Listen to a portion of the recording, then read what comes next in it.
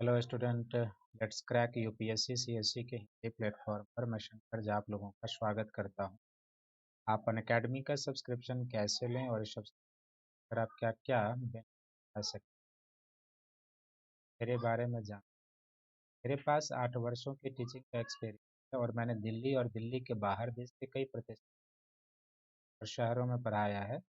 मैं हिस्ट्री और geography optional paper तथा सामान्य अध्ययन का सेक्शन पढ़ाता हूँ। मैंने यूपीएससी के 2 बार इंटरव्यू दिए हैं। बीपीएससी के मैंने 3 बार इंटरव्यू दिए हैं और आरपीएससी के मैंने 1 बार इंटरव्यू। ये मेरा अनअकैडमी का टेलीग्राम लिंक है, आप इसे ज्वाइन कर लीजिए, सब्सक्राइब कर लीजिए ताकि क्लास से संबंधित जो भी टाइम होता है, जो क्लास पीडीएफ होती है और जो पेपर कटिंग होती है आप उसको प्राप्त कर सकते हैं। अब आप अनअकैडमी का सब्सक्रिप्शन लेना चाहते हैं तो इसके लिए सबसे पहले आपको अपने मोबाइल के प्ले स्टोर से जाके अनअकैडमी का एक लर्निंग ऐप डाउनलोड करना होगा, तब आप अनअकैडमी का सब्सक्रिप्शन और उसके प्रोग्राम का बेनिफिट उठा सकते हैं। जब आप अनअकैडमी का सब्सक्रिप्शन लेते हैं तो आपको क्या क्या बेनिफिट मिलता है। सबसे पहले इसमें आपको डेली लाइव क्लास मिलता है और इस लाइव क्लास में आप अपने एडुकेटर के साथ इंगेज होकर डिस्कशन होकर क्वेश्चन पूछ के क्लास से संबंधित जो भी डाउट होता है उसको क्लियर कर लेते हैं। दूसरा आपको लाइव टेस्ट और क्विज मिलता है जिसमें आपको डेली बेस के आधार पर पीटी का और मेंस का टेस्ट दिया जाता है और टेस्ट के समाप्ति के बाद आपको एक विश्लेषणात्मक सेशन दिया जाता है।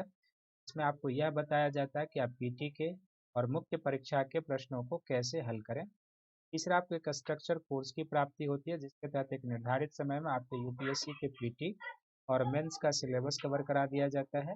और चौथा आप अनलिमिटेड एक्सेस को प्राप्त करते हैं, अर्थात आप भीड़ का हिस्सा नहीं बनते, देश के सबसे लार्जेस्ट ऑनलाइन एजुकेशन प्लेटफॉर्म से जुड़ जाते हैं, देश के टॉप एडुकेटर से मार्गदर्शन लेते हैं और अनअकैडमी के द्वारा चलाए गए मोर देन 15,000 से भी अधिक प्रकार के कोर्सेज जो यूपीएससी के पीटी मेंस और इंटरव्यू गाइडलाइन प्रोग्राम से संबंधित है, आप उसका बेनिफिट उठाते हैं। अर्थात अनअकैडमी के एक सब्सक्रिप्शन से आप मल्टी बेनिफिट को प्राप्त करते हैं।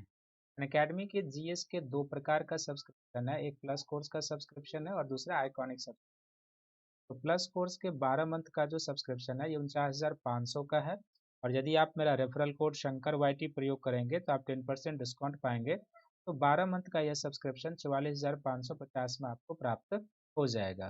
और यदि आप 24 मंथ का सब्सक्रिप्शन लेते हैं तो यह 72,000 का है और यहाँ पर यदि आप मेरा रेफरल कोड शंकर वाईटी प्रयोग करेंगे तो आप 10% डिस्काउंट पाएंगे। तो 24 मंथ का जो सब्सक्रिप्शन है आपको 64,800 में प्राप्त हो जाएगा।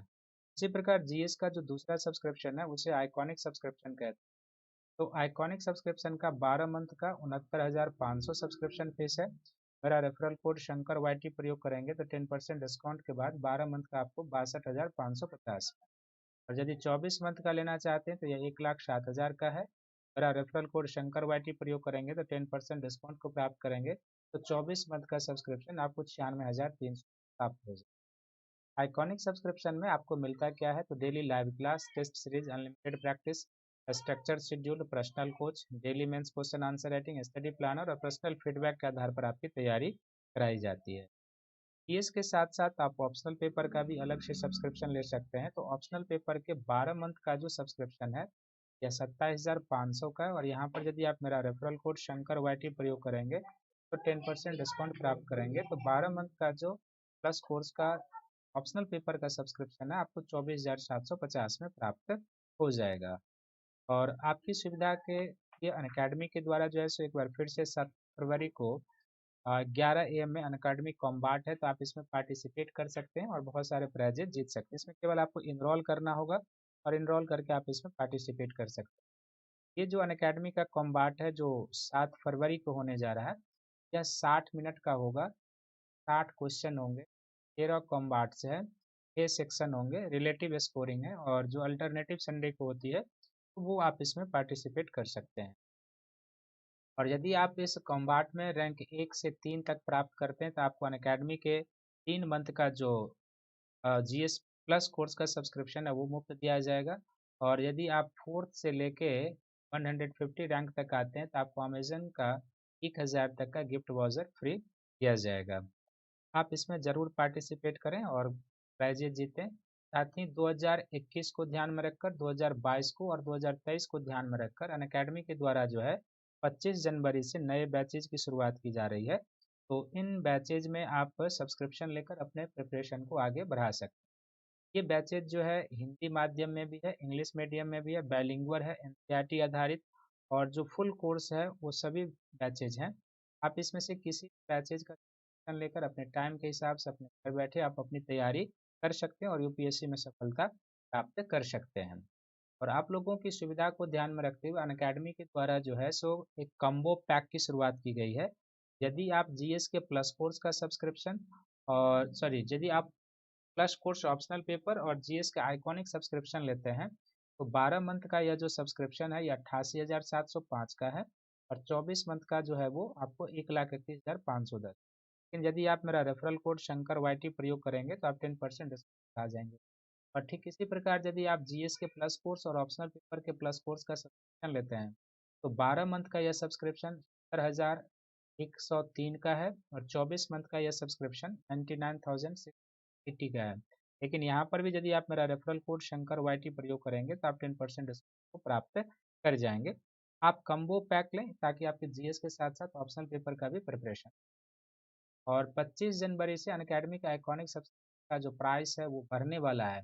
तो आप या आपके मित्रों में से जो भी कोई अनअकैडमी का आइकॉनिक सब्सक्रिप्शन लेना चाहता है वो आप इससे पहले लीजिए ताकि जो प्रेजेंट सब्सक्रिप्शन है इस पर आपको मिल जाए। तो आइए एक बार फिर से सभी का जो मॉडर्न इंडिया का क्लास लेक्चर शुरू हुआ उसमें आइए। तो आधुनिक भारत के क्लास की शुरुआत हमने उत्तरवर्ती मुगल से की थी, और उत्तरवर्ती मुगल मैंने आपको आधा कवर करवाया था, उत्तरवर्ती मुगल आधा कवर करवाया था। और बीच में जो है सो सैटरडे को मैराथन सेशन हम लोगों को लेना होता है, तो एक मैराथन सेशन लेने के कारण मैंने ये आधा टॉपिक ड्रॉप कर दिया था। तो जो शेष बचा हुआ टॉपिक है मुगल काल का वो इस लेक्चर में हम लोग कंप्लीट करेंगे। और इस लेक्चर में साथ में हम लोग जो नादिर शाह का आक्रमण हुआ था, जो अहमद शाह अब्दाली का आक्रमण हुआ था, सारे पहलुओं पर, सारे एस्पेक्ट पर चर्चा करेंगे। अब फिर आपके मन में ये आ रहा होगा कि मैराथन सेशन में मैंने तो यूरोपीय कंपनियों का आगमन, पुर्तगालियों के विस्तार पर पढ़ाया था, तो उत्तरवर्ती मुगल समाप्त होगा तो वो जो बचा हुआ सेक्शन है, डच कंपनी का आना, ब्रिटिश ईस्ट इंडिया कंपनी का आना, फ्रेंच ईस्ट इंडिया कंपनी का आना, वो सेक्शन हम आपका कवर करा देंगे। तब जो 18वीं शताब्दी के क्षेत्रीय राज्य हैं उन पर चलेंगे, आपका एक एक सेक्शन कंप्लीट करेंगे।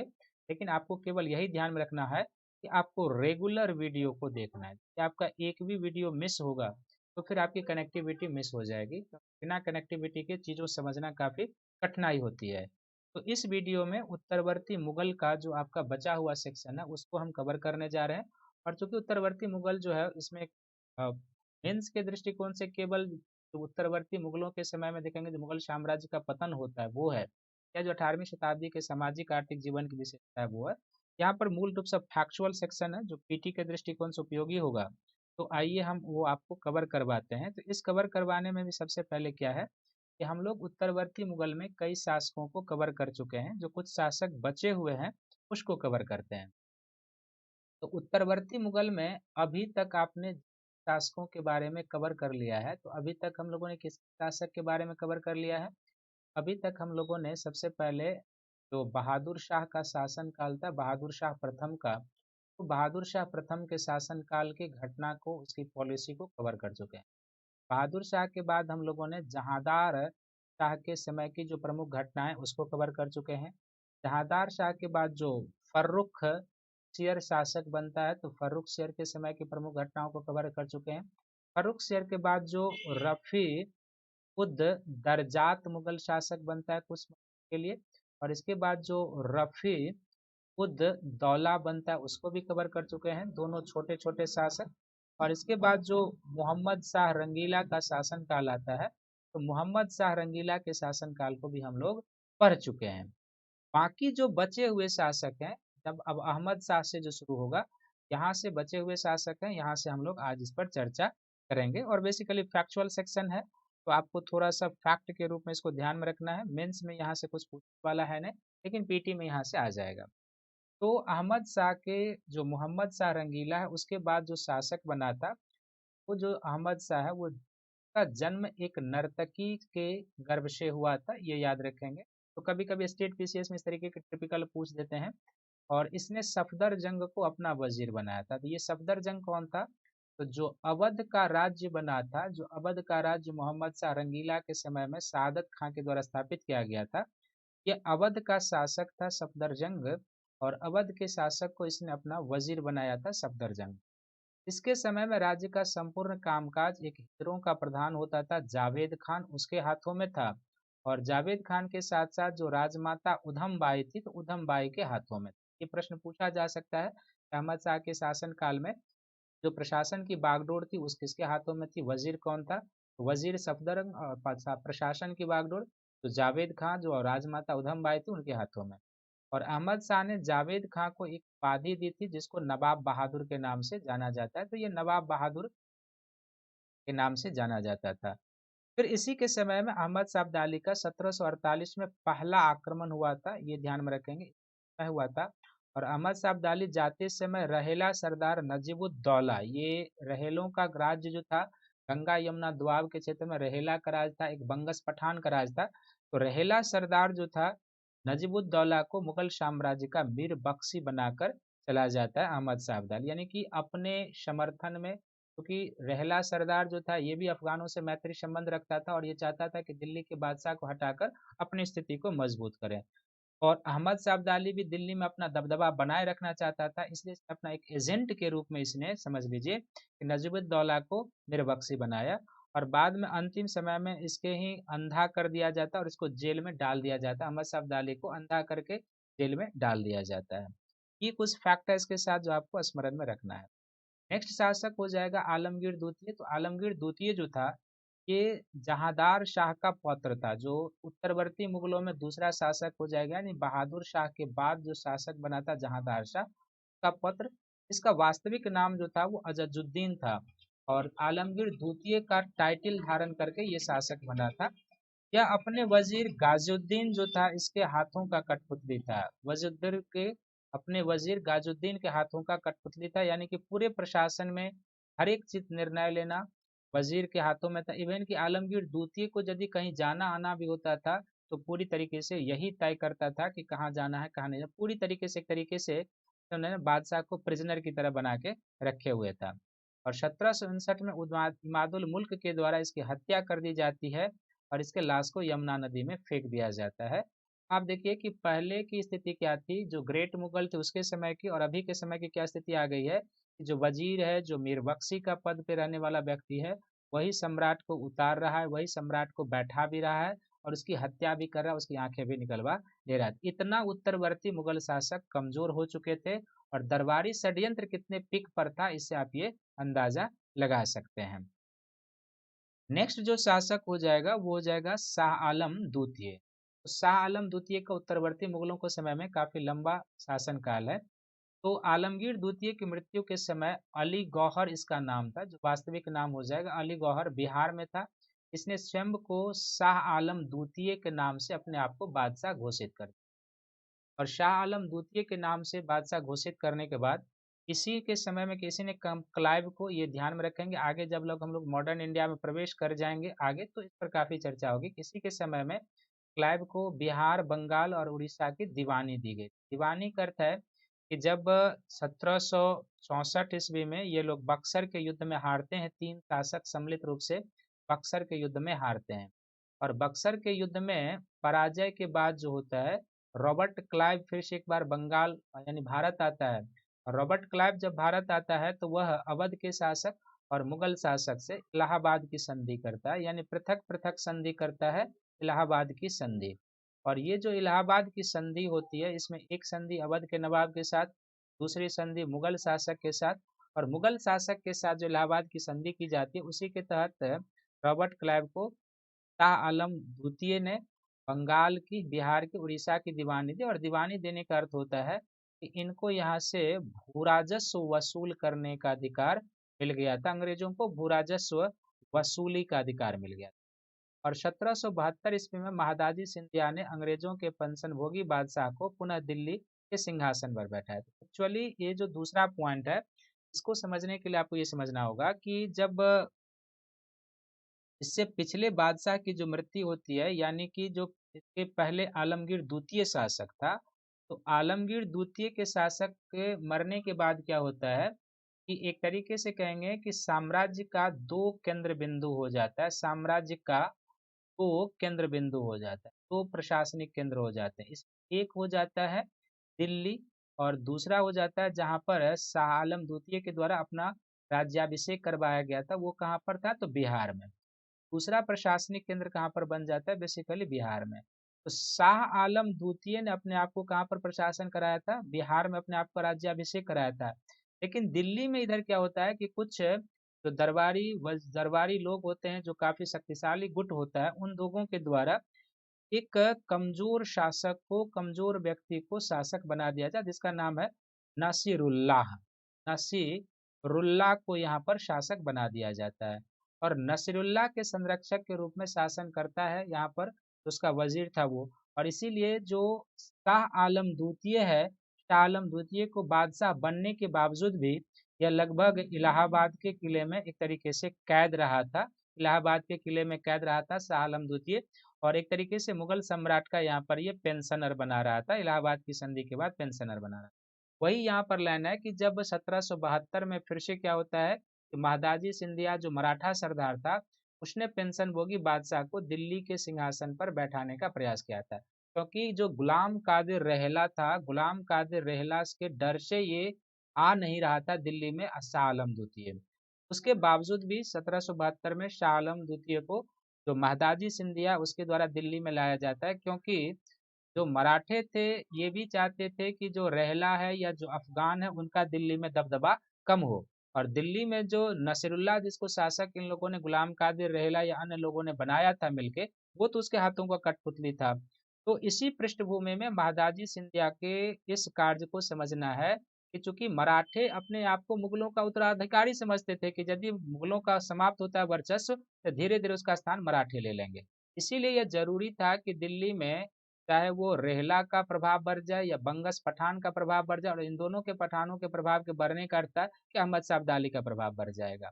तो इसलिए महादाजी सिंधिया ने इसको इलाहाबाद के किले से, जो अंग्रेजों का पेंशनर था, उसको वहां से उठा के दिल्ली के गद्दी पर लाया। और जब दिल्ली के गद्दी पर लाता है तो फिर 1788 ईस्वी में गुलाम कादिर ने शाह आलम को अंधा बना दिया, और 1806 में इसकी हत्या कर दी जाती है। यानी कि अंधा कर और अंधे बादशाह के रूप में ये लंबे समय तक शासन करते हैं। यानी 1788 से लेके 1806 तक ये बादशाह तो है, लेकिन इसकी आंखें गुलाम कादिर रहला के द्वारा निकलवा ली जाती। कभी कभी यूपी पीसीएस में इस तरीके का ट्रिपिकल प्रश्न आ जाएगा कि किसने शाह आलम द्वितीय की आंखें निकलवा ली थी, तो गुलाम कादिर रहला ने।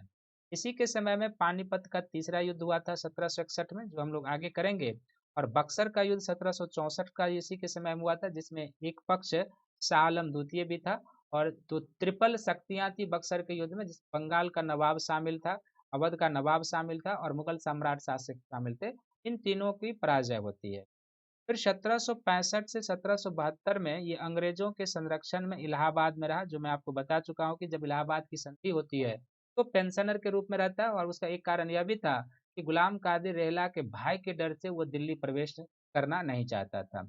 1700 मराठा के संरक्षण में, और इसी के समय में 1803 ईस्वी में क्या हुआ था कि दिल्ली पर मराठों का और फिर दिल्ली पर अंग्रेजों का अधिकार हो गया था। 1803 में लॉर्ड लेक के द्वारा इसके समय में दिल्ली पर अधिकार कर लिया जाता है, लॉर्ड लेक के द्वारा दिल्ली पर 1803। इसके समय की जो प्रमुख कुछ घटना है पीटी के दृष्टिकोण से, वो यही याद रखना है। पहला कि इसका दिल्ली, जब ये इलाहाबाद में पेंशनर रहता है तो उसको कौन यहाँ पर दिल्ली लाता है, तो महादाजी सिंधिया के द्वारा।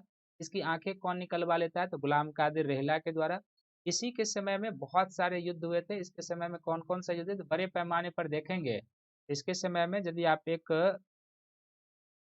तरीके से एक क्रोनोलॉजी के हिसाब से देखेंगे, तो इसी के समय में सबसे पहले एक अंग्रेजों और फ्रांसीसियों के बीच बांडीवास का युद्ध हुआ था। इसी के समय में कौन सा युद्ध हुआ था, बांडीवास का। और ये युद्ध कब हुआ था, 1760 में। इसी के समय में अफगानों के बीच और मराठों के बीच पानीपत का तृतीय युद्ध हुआ था। तो पानीपत का जो तीसरा बैटल था 1761 में, इसी के समय हुआ था जब ये मुगल बादशाह था। तीसरा जो बक्सर का युद्ध है, जिसमें खुद बादशाह भी शामिल था, तो बक्सर का युद्ध जो 1764 में हुआ था, वो इसी के समय में हुआ था। और इसी के समय में 1803 ईस्वी में, डेट के हिसाब से याद रखेंगे, अंग्रेजों के द्वारा दिल्ली पर अधिकार कर लिया गया था। और दिल्ली पर अधिकार करने वाला जो अंग्रेज अधिकारी था वो कौन था? तो लॉर्ड लेक था। ये पूछा जा सकता है कि किसके समय में दिल्ली पर अधिकार हो गया, तो शाह आलम द्वितीय के समय में। कब? 1803 में। किसने किया? तो लॉर्ड लेक ने किया था। ये आपको ध्यान में रहने की जरूरत है। और 1765 से लेके यानी इलाहाबाद की संधि से लेके 1772 तक कुल मिला के 7 वर्ष तक यह इलाहाबाद के किले में बंदी के रूप में रहा, पेंशनर भोगी रहा और वहां पर अंग्रेजों के संरक्षण में रहा था। और उसका एक कारण यह भी था कि वह दिल्ली में जो नसरुल्लाह को बादशाह बना दिया गया था गुलाम कादिर रेहला और अन्य लोगों के द्वारा, उसके भय के कारण भी ये नहीं जाना चाहता था। नेक्स्ट जो मुगल बादशाह हो जाएगा वो हो जाएगा अकबर द्वितीय, और इसका जो शासन काल है 1806 से लेकर 1837 तक। तो ये अंग्रेजों के संरक्षण में बनने वाला पहला मुगल बादशाह था, क्योंकि इसके पहले दिल्ली पर किसका अधिकार हो चुका था? 1803 में अंग्रेजों का अधिकार हो चुका था। जब दिल्ली पर अंग्रेजों का अधिकार हो चुका था तो अंग्रेजों के संरक्षण में बनने वाला ये पहला मुगल बादशाह हो जाएगा। इसके समय में मुगल साम्राज्य का जो एरिया है केवल लाल किले तक सिमट कर रह चुका था, अन्य क्षेत्रों पर अन्य लोगों का प्रभाव हो चुका था। अधिकांश क्षेत्रों पर अंग्रेजों का, कहीं कहीं पर मराठाओं का प्रभाव अभी भी था। इसने राजा राम मोहन राय को राजा की उपाधि दी थी, और इनके पेंशन पे ही कुछ विवाद हो चुका था। इनका पेंशन मनवाने के लिए राजा राम मोहन राय को लंदन भेजा गया था, और लंदन में ही राजा राम मोहन राय की जो ब्रिस्टल शहर है वहां पे, ब्रिस्टल शहर में राजा राम मोहन राय की जो है सो मृत्यु हो जाती है, इनकी मृत्यु हो जाती है। तो कभी कभी पूछेगा राजा राम मोहन राय को राजा की उपाधि किसने दी थी? तो अकबर द्वितीय ने। उनको लंदन भेजा था, क्यों भेजा था? तो पेंशन का कुछ विवाद था, उसको सुलझाने के लिए। और लंदन के ब्रिस्टल शहर में ही राजा राम मोहन राय की मृत्यु हो जाती। तो अंतिम मुगल बादशाह है बहादुर शाह द्वितीय, जफर 1837 से 1857 तक। अंतिम मुगल शासक जफर इसका उपनाम था, और इसी नाम से ये शायरी करते थे। जफर के नाम से ये शायरी लिखा करते थे, इसलिए इसके टाइटल के साथ बहादुर शाह द्वितीय जफर लगा हुआ है। 1857 के विद्रोह के समय इसको गिरफ्तार कर लिया गया था, सभी को पता होगा। 1857 के विद्रोहियों का ये नेता थे, और विद्रोहियों ने इन्हें एक तरीके से शहंशाह ए हिंदुस्तान घोषित किया था। शहंशाह ए हिंदुस्तान घोषित किया था, पूरे हिंदुस्तान का एक तरीके से इन्हें शहंशाह घोषित किया गया था। तो विद्रोही के नेता थे, शहंशाह हिंदुस्तान इन्हें घोषित किया गया था। और फिर उसी समय युद्ध के दौरान ही इनको क्या, विद्रोह के दौरान ही इनको कहाँ किया जाता है? गिरफ्तार कर लिया जाता है। और 1 नवंबर 1858 को महारानी विक्टोरिया की घोषणा के बाद जो है, तो मुगल बादशाह की जो बादशाहत होती है वो पूरी तरीके से समाप्त कर दी जाती है। हालांकि यह तो औरंगजेब के मृत्यु के साथ ही समाप्त हो चुका था, एक तरीके से नाम मात्र के ये लोग बादशाह थे, क्योंकि इसके बाद पूरी शक्ति जो है एक तरीके से आप देखेंगे कि जो अमीर वर्ग और जो वजीर थे वो मीरबख्शी जो होते थे उनके हाथों में केंद्रित हो चुका था, क्योंकि सभी यहाँ पर राजा को बनाने वाले थे, केवल नाम मात्र के रह गए थे। लेकिन वो नाम मात्र की भी जो पदवी थी, 1 नवंबर 1858 को जो महारानी विक्टोरिया की घोषणा होती है उससे ये समाप्त हो जाता है। और इनको कैद जो इनको जो है सो बेसिकली उसके बाद गिरफ्तार करके निर्वासित कर रंगून भेज दिया जाता है, और रंगून में इनकी 1862 में मृत्यु हो जाती है, यानी कि बर्मा के रंगून में 1862 में मृत्यु। और इनको 1857 के विद्रोह के समय जो है हुमायूं के जो मकबरे है उसके आसपास से गिरफ्तार किया जाता है, हुमायूं के मकबरे के आसपास से। तो इनके बारे में जो 4-5 फैक्ट वाला पॉइंट है जो आपको याद रखना है, किस नाम से कविता लिखते थे? तो जफर के नाम से। और फिर इनकी मृत्यु कहाँ होती है? तो रंगून में होती है। कब होती है? तो 1862 में होती है। ये ध्यान में रखेंगे। नेक्स्ट जो उत्तरवर्ती मुगलों में हो जाएगा, जैसे अब उत्तरवर्ती मुगलों के समय में क्या है कि 3 चीजें और आपको जाननी चाहिए। इसमें एक है उत्तरवर्ती मुगल में कि इस समय मुगल साम्राज्य में कई सारे गुट थे। तो गुटबंदी के बारे में आप जान लीजिए, क्योंकि वो जो है तो बादशाह को बनाने बैठाने का काम करते थे, जिसमें फर्रुख शेर के समय में आपने देखा है कि जो सैयद बंधु थे वो किंग मेकर के नाम से 4 बादशाह, फर्रुख शेर को बनाया, रफ़ीउद्दर्जात को बनाया, रफ़ीउद्दौला को बनाया और मोहम्मद शाह रंगीला को बनाया था। तो वो एक गुटबंदी।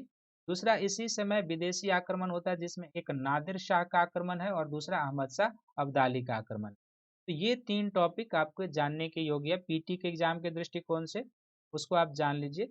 तो सबसे पहले उत्तरवर्ती मुगलों के समय में जो दरबारी गुटबंदी थी, इसमें इस समय क्या था कि मुगल दरबार में बेसिकली 4 प्रकार के गुट थे, या 4 वर्गों में रहने वाले गुट थे। एक हिंदुस्तानी दल था, के प्रमुख नेता जो थे वो सैयद बंधु थे, और सैयद बंधु में 2 भाई थे, कल ही बताया था। सैयद बंधु में एक जो थे वो कौन थे, हुसैन अली थे। एक जो थे इसमें हुसैन अली थे सैयद बंधुओं में, और दूसरे का नाम क्या था, अब्दुल्ला खान नाम था, दूसरे का नाम अब्दुल्ला खान। तो हुसैन अली और सैयद बंधु में हुसैन अली और अब्दुल्ला खान इसके नेता। तुरानी दल था एक, तो तुरानी दल के नेता निजामुल मुल्क, आमिर खां, और आमिर खां नहीं बल्कि अमीन खां होगा। ये तीन व्यक्ति जो थे ये ईरानी तुरानी दल के नेता थे। निजामुल मुल्क, असफ जाह जिसको आप कहते हैं, आमिर खां और अमीन खां, ये तुरानी दल के। एक अफगानी दल भी जा में अली मोहम्मद खां और मोहम्मद खां बंगस। ये जो रेहला सरदार था अली मोहम्मद ये, और मोहम्मद खां बंगस जो पठान था, ये अफगानों का अफगानी दल से था। और जो ये अफगान थे इनका अहमद शाह अब्दाली के एजेंट के रूप में ये लोग एक तरीके से काम करते थे, और दिल्ली दरबार में यानी कि बादशाह के यहाँ अफगानों का दबदबा बनाए रखने का काम करते थे। और एक ईरानी दल का भी कुछ लीडर था यहाँ पे। तो उत्तरवर्ती मुगलों के समय में 4 दल थे, और ये सभी दल अपने आप को अपना वर्चस्व बनाए रखने के लिए, अपना वजूद बनाए रखने के लिए, अपने पक्ष का बादशाह बनाए रखने के लिए एक दूसरे के लिए जो है सो मर मिटने को तैयार रहते थे, यानी एक दूसरे को समाप्त कर देने का। और उसी में आपने देखा था कि सैयद बंधु की हत्या की गई थी। इसमें जो ईरानी दल था, ईरानी दल जो था वो शिया धर्म से संबंधित था। पहले भी आपने देखा है, ईरान का जब हम लोग मुगल काल पर रहते थे, ईरान के शासक का शिया धर्म था, जबकि मुगल सुन्नी से संबंधित होते थे।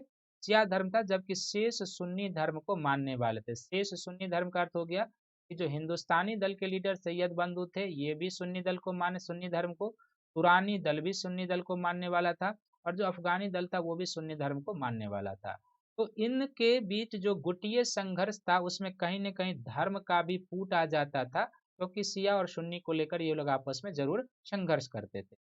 और भारतीय दल जो था, तो भारतीय दल में उन मुसलमानों का दल था या वैसे मुसलमान शामिल थे जिनके पूर्वज बहुत पहले भारत आए थे, यानी कि मुगलों के समय या जो उससे भी पहले आप कहेंगे सल्तनत के समय बहुत पहले आए थे, या इसमें हिंदू से जो कुछ मुसलमान बन गए थे वो इसमें शामिल थे। जैसे सैयद बंधु भी यही थे, बड़ाहा के सैयद थे ये लोग, इनके पूर्वज बहुत ही पहले भारत में आए थे, और उसके तहत जो है सो ये लोग हिंदुस्तानी गुट में थे। तो ये जो गुटबंदी था ये उत्तरवर्ती मुगल शासकों के पतन का भी एक कारण बनता है। उनकी पतन का कारण ये उनके राजनीतिक शक्ति के क्षय होने का एक कारण बनता है। हालांकि दरबारी गुटबंदी मुगल साम्राज्य में कोई नहीं थी। ग्रेट मुगल के समय भी आपने देखा होगा कि दरबारी गुटबंदी होते थे, लेकिन उस समय जो दरबारी गुटबंदी होता था और इस समय जो दरबारी गुटबंदी, उन दोनों के नेचर में एक अंतर क्या है मूलभूत, जो मैं पहले भी बता चुका हूं कि इन दोनों के नेचर में एक मूलभूत अंतर है कि जब ग्रेट मुगलों के समय में दरबार में गुटबंदी होते थे या जो अमीर वर्ग गुटबंदी में शामिल होते थे, तो बादशाह जो होते थे उनके जो पुत्र होते थे, बादशाह के पुत्र यानी जो शहजादे होते थे,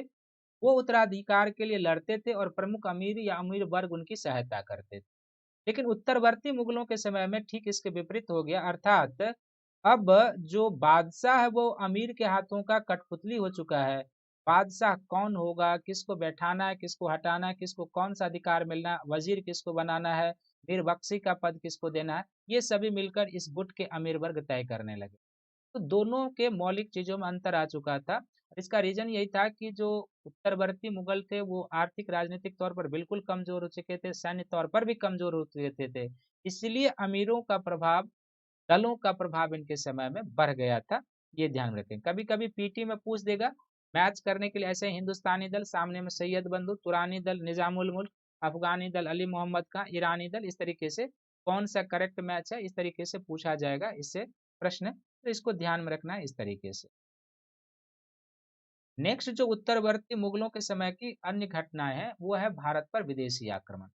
इस समय भारत पर दो विदेशी आक्रमण होता है, एक नादिर शाह का और दूसरा अहमद शाह अब्दाली का नादिर शाह के सेनापति के रूप में आक्रमण। तो ये जो दो आक्रमण होता है इससे क्या होता है कि दिल्ली के बादशाहों की जो रही सही प्रतिष्ठा होती है या जो उनकी रही सही ओज होती है वो भी ध्वस्त कर दी जाती है। और खासकर जो नादिर शाह का आक्रमण होता है और उसके बाद जो करनाल का युद्ध होता है, तो करनाल के युद्ध के बाद तो मुगल शक्ति केवल लगभग नाम मात्र का ही रह जाता है, क्योंकि क्षेत्र भी उनके हाथ से निकल चुके थे। नादिर शाह ने दिल्ली में कत्लेआम कर दिया था, उसने अपने आप को बादशाह भी घोषित कर दिया था, लेकिन जाते समय फिर से वो सभी अधिकार दे के जाता है। तो करनाल का युद्ध एक तरीके से कहेंगे कि मुगल साम्राज्य की जो ओज थी, जो उसका एक तेज था वो लगभग ध्वस्त हो जाता है करनाल के युद्ध में, और वो केवल नाम मात्र का रह जाता है, जो 1858 में समाप्त हो जाता है। हालांकि औरंगजेब के बाद से ही आप विघटन की प्रक्रिया को देखते हैं, कोई भी योग्य शासक नहीं है, कोई भी मुगल साम्राज्य को संभाल नहीं पाया था। तो नादिर शाह का जो आक्रमण होता है, तो सबसे पहले उसके बारे में थोड़ा सा। नादिर शाह जो था फारस का रहने वाला था, फारस को ईरान कहते हैं, आज जिसको आप ईरान कहते हैं, मध्यकाल में उसको फारस कहते हैं। फारस का रहने वाला था और इसे ईरान का नेपोलियन भी कहा जाता है। भारत पर इसके आक्रमण के 3 कारण थे। पहला कारण था कि अन्य विदेशी जो उत्तर पश्चिम से जो भी भारत पर आक्रमण हुआ, सभी भारत के धन धान की कथा से आकर्षित थे, भारत के धन को लूटना चाहते थे अधिकांश। इसमें सबसे पहला स्थान आप किसको रख सकते हैं? सबसे पहला स्थान आप सिकंदर को रख सकते हैं। जब वह मौर्य काल से पहले आक्रमण करता है तो भारत के धन धान की कथा से ही आकर्षित हुआ था। दूसरा जो प्रमुख देखेंगे, तो जब अरब का आक्रमण होता है, अरब का आक्रमण जो महमूद बिन कासिम था, वह भी धन्य धान की कथा से। तीसरा जो गजनबी का आक्रमण होता है, तो गजनबी भी धन्य धान की कथा से ही आकर्षित था। चौथा आप देखेंगे कि जो सल्तनत काल में तैमूर का आक्रमण होता है, तो तैमूर लंग का आक्रमण जो था वो भी धन्य धान की कथा से ही आकर्षित हुआ था। पांचवा आप यहाँ पर देखेंगे, जो नादिर शाह का आक्रमण है वह भी धन धान्य की कथा से आकर्षित है। तो भारत की जो धन संपदा रही है, यह उत्तर पश्चिम के आक्रांताओं का एक केंद्र बिंदु रहा है, लूटने के उद्देश्य से वो आते हैं। तो उसी के तहत नादिर शाह का भी था कि भारत की अपार धन संपदा से वो आकर्षित हुआ था, लूटने के लिए आना चाहता था। और अपने सैनिक, उनके पास जो था ना, अपनी कोई नियमित सेना नहीं थी, बल्कि नादिर शाह के पास भाड़े के सैनिक थे। और यदि आपके पास भाड़े के सैनिक हैं, जाहिर सी बात है कि उनको समय समय पर आपको खान पान वेतन देना होगा, तभी आपके लिए वो काम करेंगे, नहीं तो आपको छोड़ के चले जाएंगे। तो उस भाड़े के सैनिक को बनाए रखने के लिए भी इसको धन की आवश्यकता थी, और इस दृष्टिकोण से भारत उसके लिए काफी उपयोगी था आक्रमण करना। और तीसरा, इसमें थोड़ा सा प्रेरणा इसने भी काम किया कि मुगल साम्राज्य की जो कमजोर होती स्थिति थी, वह लगभग जगजाहिर हो चुका था। तो इन तीनों ही पृष्ठभूमि में नादिर शाह के आक्रमण को समझना है कि इसी कारण से उसने भारत पर आक्रमण किया। भारत में नादिर शाह के आक्रमण का राज्य स्थापित करने का कोई उद्देश्य नहीं था। यदि वो चाहता तो दिल्ली को वो जीत चुका था, लगभग 57-58 दिन वो दिल्ली में रहता है, और फिर वो चला जाता तो वो कब्जा भी कर सकता था। तो किसी भी प्रकार से उसका राजनीतिक उद्देश्य नहीं था कि हम भारत पर कब्जा करना है दिल्ली पर, बल्कि यहाँ से धन लूट कर ले जाना उसका मूल उद्देश्य था, ताकि वो अपने भाड़े के सैनिक को वेतन दे सके, उसके खान पान की व्यवस्था कर सके। ये उसका मूल उद्देश्य था। इसके बाद जब वो भारत पर आक्रमण करता है इन तीनों के कारण से, तो सबसे पहले 11 जून 1738 को वो क्या करता है, सबसे पहले काबुल पर अधिकार कर लेता है, काबुल पर अधिकार कर लेता है। और अटक के पास, पाकिस्तान में अटक के पास सिंध नदी को पार कर लाहौर पर अधिकार कर लेता है। और वहां का जो मुगल का गवर्नर जकारिया खान था, उसने बिना युद्ध किए हुए आत्मसमर्पण कर दिया। ये पूछा जाता है कभी कभी प्रश्न कि जिस समय नादिर शाह का आक्रमण हुआ था, उस समय लाहौर का मुगल गवर्नर कौन था? तो जकारिया खान हो जाएगा। और जकारिया खान ने बिना युद्ध किए हुए आत्मसमर्पण कर दिया। उसको क्षतिपूर्ति जो युद्ध में हुई थी, तो वो कुछ हर्जाने के रूप में उसने नादिर शाह को दिया, और उसके बाद फिर से उसको उसने प्रांतपति बना दिया। कुछ दिन तक लाहौर में रहने के बाद उसने जकारिया खां को लाहौर का, जैसे कि मैंने अभी बताया, जकारिया खां को लाहौर का और नासिर खां को काबुल और पेशावर का गवर्नर नियुक्त किया गया। यह भी पीटी में कभी कभी आ सकता है कि नादिर शाह के द्वारा लाहौर का गवर्नर पहले भी जकारिया खान, फिर से उसको बनाया गया, और काबुल और पेशावर का जो गवर्नर था वो नासिर खां को बनाया गया, ये ध्यान रखें। इसके बाद वह पंजाब के पास सरहिंद पहुंचता है, सरहिंद से अंबाला, और अंबाला से होते हुए अजीमाबाद, और फिर वो करनाल में पहुंच जाता है, जहां पर मुगल सेना से उसकी टकराव होती है। तो कभी उसके आने के क्रम को याद रखेंगे, कभी कभी ये पूछ देता है, तो सबसे पहले इसको जीता जाता है इसके द्वारा, सबसे पहले लाहौर को जीता जाता है। लाहौर से आगे बढ़ता है, तो फिर वह सबसे पहले वो किसको जीतता है? काबुल को जीतता है। काबुल को जीतने के बाद वो किसको जीतता है? तो लाहौर को जीतता है। लाहौर को जीतने के बाद वो पेशावर को भी जीत लेता है। और लाहौर और पेशावर में जीतने के बाद उसको आगे कहाँ बढ़ता है? तो अटक के पास वो सिंध नदी को पार कर जाता है। और फिर इसके बाद वो कहाँ पहुंचता है? तो सरहिंद, जो पाकिस्तान, जो पंजाब का क्षेत्र है, वहां पर पहुंचता है। सरहिंद से वो पहुंच जाता है आज के अपने पंजाब में जो अंबाला का क्षेत्र है, वहां से। अंबाला से फिर ये पहुंच जाता है अजीमाबाद, और अजीमाबाद से फिर ये कहाँ पर पहुंच जाता है, तो करनाल पहुंच जाता है, करनाल पहुंच जाता है। और तब जो मुगलों की सेना से इसकी टकराव होती है तो युद्ध का क्या परिणाम होता है सभी को पता है। ये जो करनाल का युद्ध हुआ था 24 फरवरी 1739 को हुआ था, ये डेट कभी कभी पूछता है तो याद रखेंगे। और मुगल शासक की ओर से इस युद्ध में भाग लिया था, करनाल के युद्ध में जो निजामुल मुल्क है उसने भाग लिया था, कमरुद्दीन ने इसमें भाग लिया था, खाने दौरान ने इसमें भाग लिया था, और शहादत खान ने इसमें भाग ली थी। तो मुगल शासक की तरफ से इन सभी लोगों ने भाग लिया था। युद्ध जो है सो युद्ध चलता है। युद्ध के दौरान ही जो मुगल का शासक का इस समय ये क्या था, मीर बख्शी था। खाने दौरान जो था निजामुल मुल्क का खाने दौरान जो था यानी कि मोहम्मद शाह रंगीला इस समय शासक है। तो मोहम्मद शाह का जो है यह बेसिकली क्या था, मीर बख्शी था खाने दौरान। और खाने दौरा क्या होता है कि करनाल के युद्ध में मारा जाता है। तो जब युद्ध की समाप्ति होती है तो उसके बाद क्या होता है, खाने दौरा की मृत्यु, जबकि शहादत खां को बंदी बना लिया जाता है। जो अवध के स्वायत्त राज्य का संस्थापक था उसको बंदी बना लिया जाता है। अब जब सब कुछ युद्ध समाप्त होता है तो जो निजामुल मुल्क था जिसकी उपाधि आगे असफ जा होती है, निजामुल मुल्क के द्वारा क्या होता है, इसमें शांति की भूमिका निभाई जाती है। और शांति की भूमिका निभाए जाने के कारण बादशाह के द्वारा क्या होता है कि निजाम को मीर बख्शी का पद दिया जाता है। निजाम को कौन सा पद दिया जाता है, मुगल शासक का मीर बख्शी बना दिया जाता है, क्योंकि खाने दौरान की मृत्यु से यह पद खाली हो चुका था। लेकिन यहाँ पर एक समस्या और थी कि चूंकि सादत खां भी मीर बख्शी बनना चाहता था और उसको वो पद दिया नहीं था, मुगल शासक ने दे दिया था निजामुल मुल्क को, इसलिए उसने नादिर शाह को धन का लालच देकर दिल्ली पर आक्रमण करने के लिए कहा। उसने अपने आप को छुड़वाने के लिए, और उसने कहा कि यदि आप यहाँ पर आपको तो कुछ नहीं मिला है, यदि आप दिल्ली पर आक्रमण करते हैं तो करोड़ों धन दौलत, करोड़ों रुपये के धन दौलत आपको मिलेंगे। और इसके पीछे रीजन क्या था कि चूंकि वह चाहता था कि मुगल शासक हमें अपना मीर बख्शी बना ले, लेकिन सादत खां को मीर बख्शी का पद नहीं मिला, बल्कि किसको मिला, निजामुल मुल्क को। तो यहाँ पे देखिए कि कितने अपने ही घर में अपने ही शत्रु पड़े हुए थे। और उसके बाद क्या होता है कि धन की लालच में जो है नादिर शाह का दिल्ली पे प्रवेश हो जाता है। और अफवाह फैलती है कि एक सैनिक मारा जाता है, एक सैनिक के मारे जाने की अफवाह फैलने के बाद उसने दिल्ली में कत्लेआम का आदेश देता है। कई हजार लोग मारे जाते, कई दिनों तक दिल्ली में नादिर शाह के सैनिक उत्पात नरसंहार करते रहे। और उसके बाद दिल्ली को पर कब्जा करके अपने नाम का ये क्या करता है, खुतबा पढ़ा लेता है, जिसमें पहले मुगल बादशाह का होता था, अपने नाम के सिक्के भी जारी कर देता है। और शहादत खान ने जो वादा किया था कि जब आप दिल्ली में जाएंगे तो वहां पे आपको करोड़ों रुपयों के धन दौलत मिलेंगे, तो वो तो नादिर शाह को मिला नहीं। तो वो जब नादिर शाह को मिला नहीं तो उसके डर के कारण कि उसको वो दंडित करेगा, तो इसने क्या किया, शहादत खान ने विष खाकर आत्महत्या कर ली।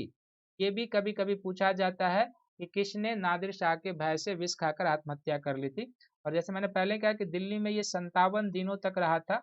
और जाते समय मुगल बादशाह जो शाहजहां का तख्ते ताउस था और जो कोहिनूर हीरा था, ये यहाँ से लेकर वो चला जाता है नादिर से। तख्ते ताउस मयूर सिंहासन जो मुगल बादशाह के बैठने का होता था, रत्न जटित था, वो लेकर चला जाता है। जो कोहिनूर हीरा था वो लेकर चला जाता है।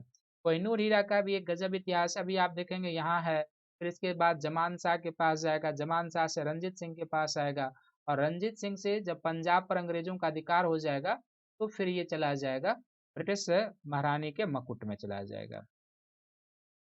नादिर शाह जब जाता है तो फिर क्या होता है कि मुगल बादशाह जो है ना, मुगल बादशाह ने अपनी पुत्री का विवाह नादिर शाह के पुत्र नासिरुल मिर्जा से कर देता है, यानी कि इसके साथ अपनी पुत्री का विवाह कर दिया।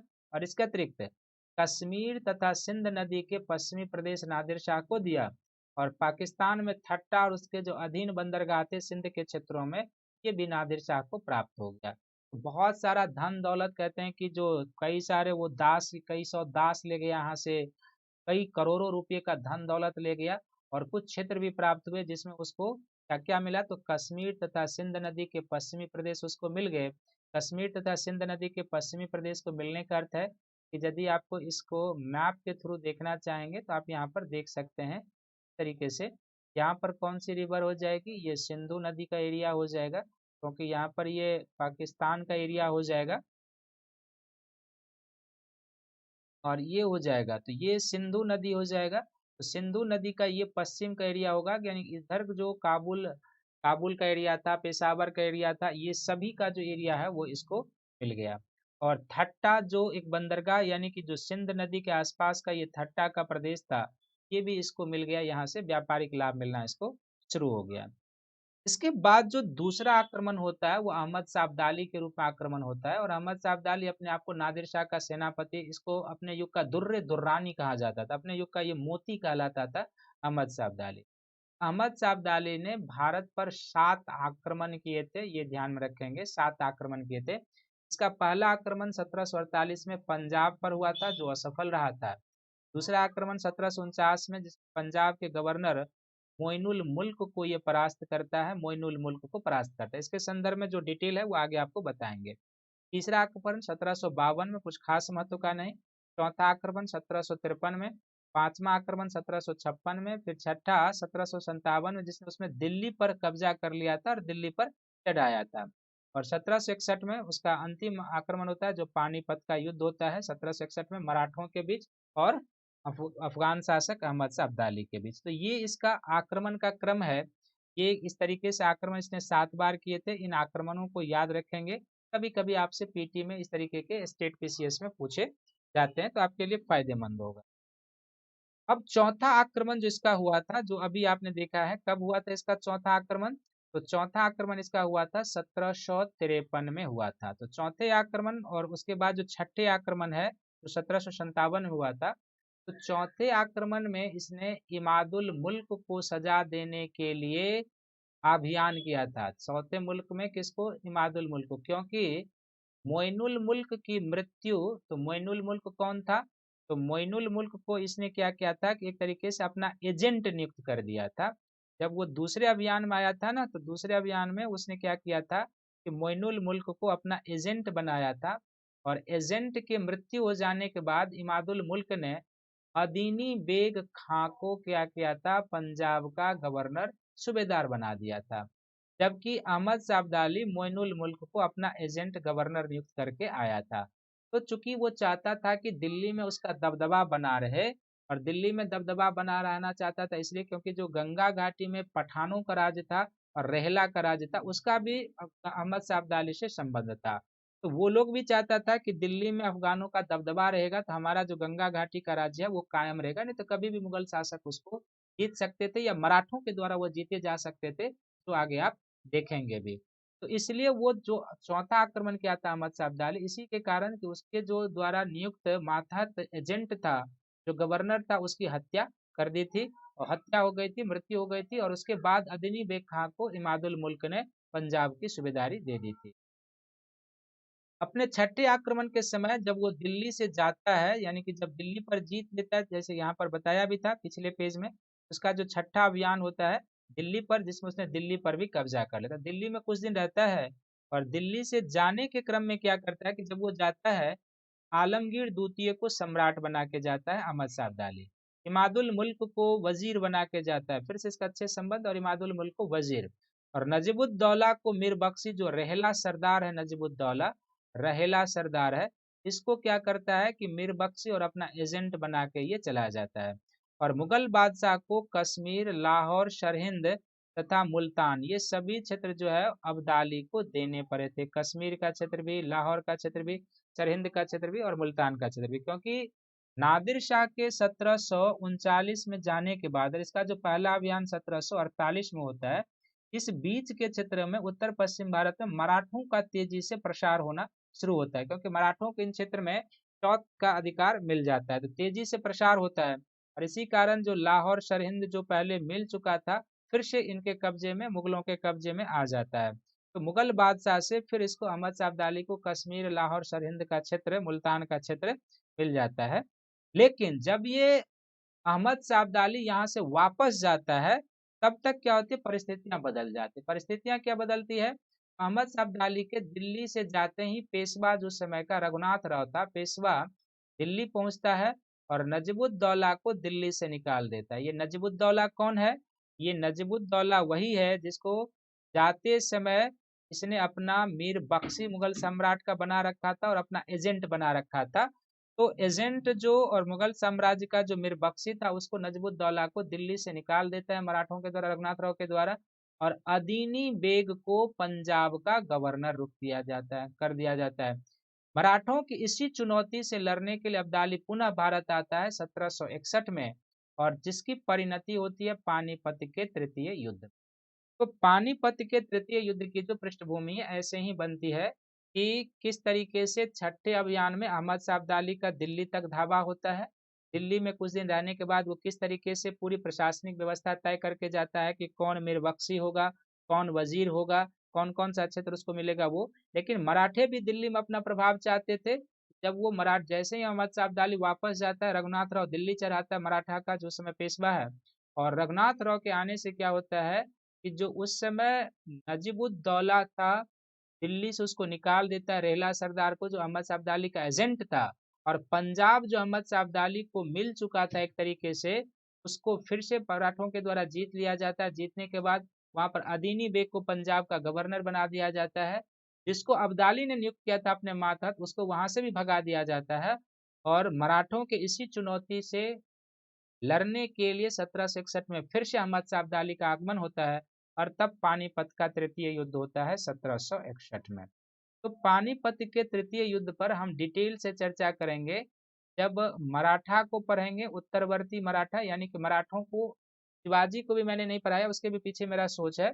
तो जब आप पेशवा के उत्तरवर्ती मुगलों के क्षेत्रीय राज्य में जब पेशवा के बारे में पढ़ेंगे, तो पेशवा के अध्ययन में 1761 का जो तृतीय पानीपत का युद्ध है, इस पर डिटेल से चर्चा करेंगे। इसके कारण क्या थे, कुछ कारण तो यहाँ पर आ ही गया, और जो कुछ कारण थे वो युद्ध का क्या परिणाम होता है, ये सबसे ज्यादा महत्वपूर्ण। डेट 1761 उतना महत्वपूर्ण नहीं है, लेकिन जो पानीपत का तृतीय युद्ध है उसका सर्वाधिक महत्वपूर्ण परिणाम क्या होता है वो जानना जरूरी है, क्योंकि इसका सर्वाधिक महत्वपूर्ण परिणाम होता है कि अंग्रेजों के लिए भारत पर शासन करने का मार्ग प्रशस्त हो जाए, क्योंकि मुगल साम्राज्य तो पतन हो ही चुका था 1761 तक, और मराठे जो मुगलों के उत्तराधिकारी होने का सपना संजोए हुए थे, 1761 के पानीपत के युद्ध में उनकी भी शक्ति समाप्त हो जाती है, धूमिल हो जाती है। हालांकि इसके बाद फिर से मराठे संभलते हैं, लेकिन तब तक काफी लेट हो चुकी होती है, और जो उनका सपना था कि दिल्ली पर कभी राज्य करे वो पूरा नहीं हो पाता। और इस पूरे पृष्ठभूमि में सर्वाधिक लाभ अंग्रेजों को मिलता है, क्योंकि मराठों से जो उनको चुनौती मिल सकती थी वो अब मिलने वाला नहीं था। इसलिए कहते हैं कि पानीपत के तृतीय युद्ध का सर्वाधिक लाभ अंग्रेजों को ही मिला था। इसी तरीके के परिणाम पर हम चर्चा करेंगे उसमें। और इस लेक्चर में जो है ना, जो पहला लेक्चर, जो इसके पहले वाले लेक्चर को नहीं देखे हैं वो भी देख लेंगे, तो आपका कंटिन्यूटी रहेगा। मुगल पहला जो आधुनिक भारत की कक्षा की जो हमने शुरुआत की थी, उसमें पहला वीडियो स्ट्रेटजी पर है, दूसरा वीडियो मुगल जो उत्तरवर्ती मुगल शासक हैं उस पर है आधा, जिसमें हमने मोहम्मद शाह रंगीला तक उस वीडियो में चर्चा की है। बीच में एक मैराथन का सेशन आ गया जिसमें यूरोपीय कंपनियों का आगमन के ऊपर हमने डिस्कशन किया है। और फिर ये जो वीडियो है इसमें मैंने पूरा उत्तरवर्ती मुगल और उसके आसपास की चीज़ों को समेट कर आपके लिए डाल दिया है, तो आप इसको देखिए। और अगला जो वीडियो होगा, जो मैराथन सेशन मैंने पढ़ाया था, अंग्रेजों का जो आगमन, जो यूरोपीय कंपनियों का आगमन है, उसका बचा हुआ पार्ट जो है वो अगले सेशन में हम आपके साथ लेकर आएंगे। तो आपका सिलेबस जो चल रहा है वो कंटिन्यू हो जाएगा, यानी उत्तरवर्ती मुगल 2 लेक्चर में कंप्लीट, और जो यूरोपीय कंपनियों का आगमन है उस पर आप 1-2 घंटे का लगभग मैराथन सेशन देख चुके हैं, और अगला जो पार्ट है वो अगले वीडियो में आ जाएगा, तो पूरा कंप्लीट हो जाएगा। तब हम अन्य क्षेत्रीय राज्य जो है, सिख का राज्य जो है, अन्य क्षेत्रीय राज्य हैं, उस सब पर हम चर्चा करेंगे। तो तब तक आप सभी लोग इस वीडियो को देखिए, लाइक कीजिए, शेयर कीजिए, सब्सक्राइब कीजिए। और आप या आपके मित्रों में से यदि कोई भी अनअकैडमी के जीएस का सब्सक्रिप्शन लेना चाहता है, उसका 2 प्रकार का, एक प्लस कोर्स का और एक आइकॉनिक। तो प्लस कोर्स के 12 मंथ का जो सब्सक्रिप्शन है वह 49,500 का है, और यहाँ पर यदि आप मेरा रेफरल कोड शंकर वाईटी प्रयोग करेंगे तो आप 10% डिस्काउंट प्राप्त करेंगे, तो 12 मंथ का प्लस कोर्स आपको 44,550 में प्राप्त हो जाएगा।